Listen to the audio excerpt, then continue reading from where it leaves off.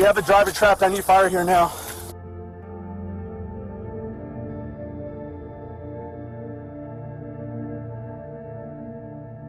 I can't get the driver out. The vehicle's on fire.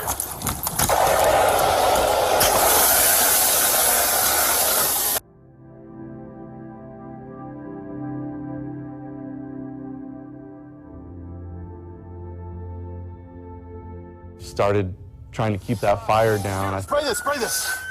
Spray that. Keep the fire down. I started trying to pry that door open. I then saw Officer Rodeo tugging on a door. My immediate reaction was to jump out of the vehicle, run towards him. My worst fear was that the vehicle was going to blow up and we wouldn't be able to get the people inside the vehicle out. We have a driver trapped. I need fire here now. I helped him push on the door.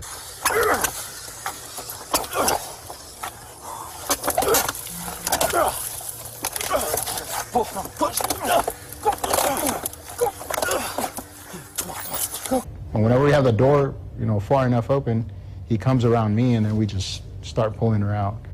We grabbed onto her, pulled her out, got her a safe distance away, and then we got the other occupants of the other vehicle out. It wasn't just Officer Boteo and I working on this, putting out the fire, getting everybody extracted. There was also several neighbors that came up and they were extinguishing the fire at the same time. I really appreciate how the community came in and helped every which way they could to extinguish and basically get everybody out of danger and to safety. At the end of the day, it all comes down to we're just mere humans, right?